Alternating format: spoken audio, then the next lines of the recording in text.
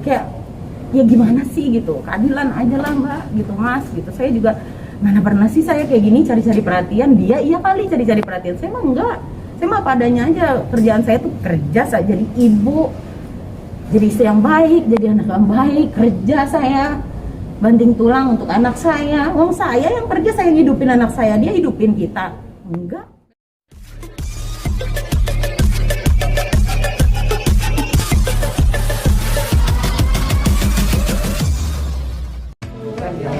Cek. Turunan, Cuk. Sampai jatuh. Di ruang tunggu aja. Di ruang tunggu. Kita di ruang tunggu atas ya, Pak ya? Bentar aja ya. Oke. Gini ya. Baik, rekan-rekan media, terima kasih sudah menunggu. Tadi memang mediasi dilakukan hanya dengan hakim mediator beserta Ibu Talita dan Bapak Denis. Mediasi dinyatakan gagal, maka kita akan masuk ke dalam pokok perkara nanti tanggal 15. Untuk hal-hal yang sifatnya privat, dikarenakan saya juga tidak ada hadir, monggo langsung ditanyakan ke Mbak Talitanya. Pelan-pelan aja ya. Talita, gimana sempat tersinggung di dalam? Ya, yang pasti saya lega karena akhirnya dari segi hukum bisa tahu keadaan yang sebenarnya itu seperti apa. Kan saya dari awal saya bilang saya akan memperjuangkan apapun hak hidup saya dan hak hidup anak saya tanpa kebohongan. Ya, itu yang saya lakukan di dalam. Saya mau bicara fakta, saya tidak mau bicara kebohongan. Ya, apapun reaksinya ya bagaimana, saya nunggu ini bertahun-tahun gitu. Jadi ya itu yang terjadi di dalam tadi. Tadi puncaknya ngebahas apa ya sampai emosi? Ya semua yang dibahas, semua pertanyaan kalian semua. Ya akui kok. Jadi gini, terakhir kan kami juga masuk, akhirnya kami ketemu hakim mediatornya. Memang itu kebijaksanaan yang luar biasa dari mediator di sini, Bu Hakim, bahwasanya Bu Hakim hanya mau mendengar langsung.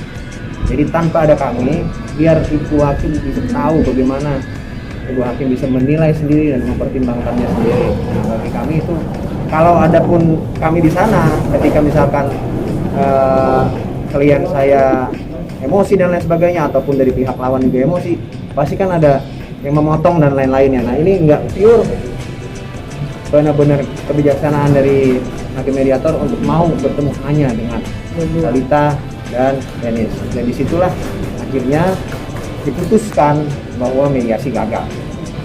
Mbak Talita, maaf kan tadi sempat bahas juga dengan Mas Denis bahwa Mas Denis memang sudah lama tidak tinggal di rumah dan tinggal di apartemen. Mbak Talita sendiri Sebenarnya dia tidak tinggal di rumah.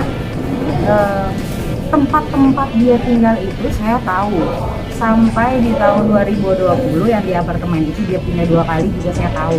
Setelah selesai dari 2 unit itu dia di apartemen yang mana, saya tahu juga gitu.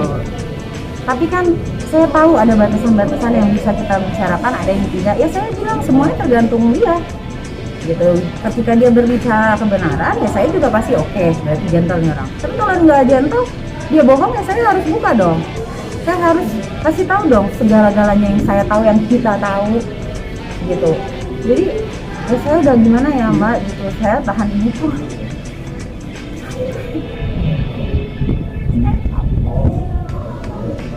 Saya capek lagi dengan kebohongan.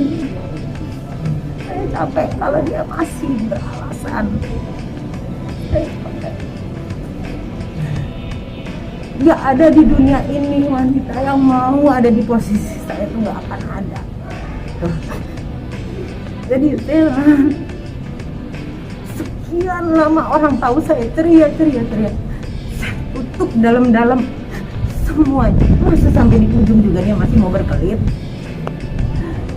Dia dari banyak tapi. Habis itu saya bilang, kamu bicara jujur dong, saya bilang gitu.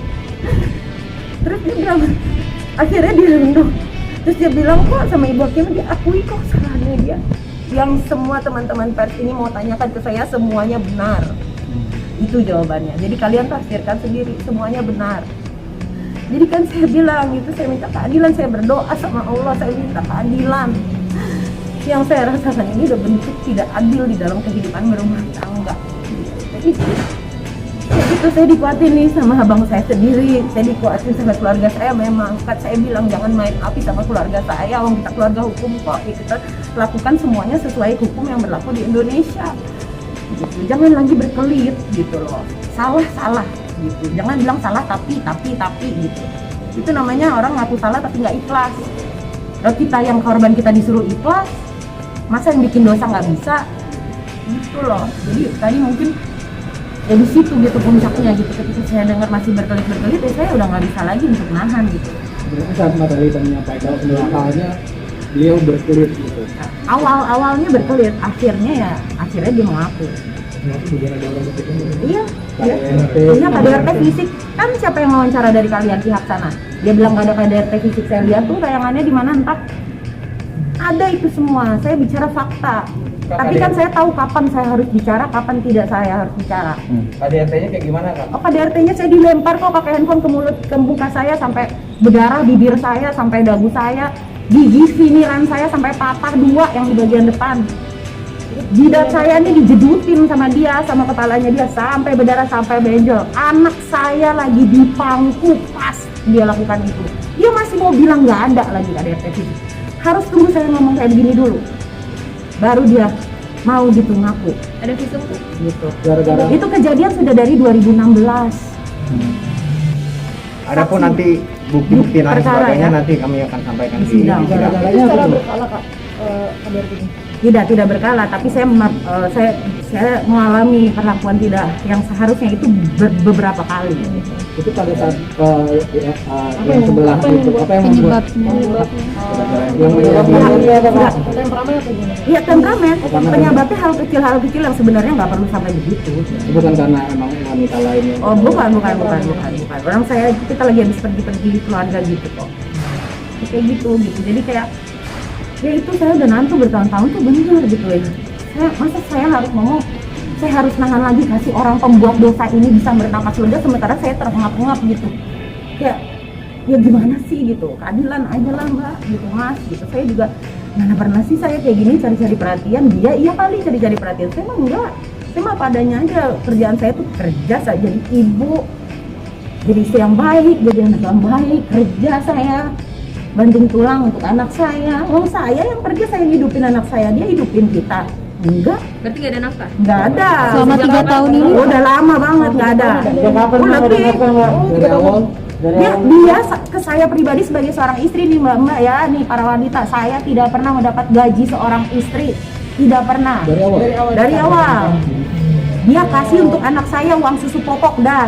Jadi mau bergaya-gaya dia tuh silahkan. Kalau saya emang nggak perlu dia ngomong-ngomong macam-macam, saya bicara fakta. Dan saya bilang jangan lagi berkelit, kalau sudah berdosa tanggung jawab. kenapa nggak sempat kalau lapor ke pihak berwajib? Ya itulah saya masih kasih kesempatan, saya masih memaafkan gitu. Sampai akhirnya ketika berkelit saya emosi, wajar, saya manusia gitu loh, saya manusia. Karena saya bicara benar-benar apa adanya gitu. Kondisi anak mungkin gimana mbak sekarang? Oh dia happy, dia semangatin saya, semangat ya bunda. Bunda jangan lagi sedih-sedih. Bunda jangan takut. Berarti Rafael sampai melakukan yang seperti itu. Di depan mata dia mas, saya lagi mampu di dalam mobil. Semua kejadian itu di depan anaknya. Pada saat kejadian anak seperti apa? Nggak nangis, dia bingung melihat aku, dia pelukin aku. Terus marah-marah. Ya dia juga takut sama ayahnya gitu. Tapi saya sebagai ibu, saya tidak pernah menjelaskan ayahnya kepada anak saya. Saya bilang apapun buruknya dia tetap dia tetap ayah kamu Rafael. Kamu harus respect sama dia. Sakit saya bicara seperti itu, saya yang ibunya diinjak-injak harga diri saya. Happy-happynya sama orang lain, yang susahnya gua. Ya mas, kira-kira rekan-rekan media kurang lebih kan itu kan kita sudah bicarakan semua seperti itu. Nah jadi ya mohon maaf tadi Mbak Talita juga udah sampaikan semuanya, tugas dengan lantang dan sesuai dengan apa yang dia rasakan, dia alami. Adapun halnya nanti akan kami ajukan sebagai bukti dan lain sebagainya, nanti kami lakukan itu di persidangan. Kira-kira demikian. Dalam tanggal 15 itu masuk dalam pokok perkara. Ya. Dan Kak Talita juga Terima kasih. bakal hadir. Ya. Kak Talita juga. Oh iya, Mbak Talita juga. Kita hadir. Ya. Sekali lagi terima kasih atas waktu dan kesabarannya. Terima kasih. Selamat berkasih. Terima kasih.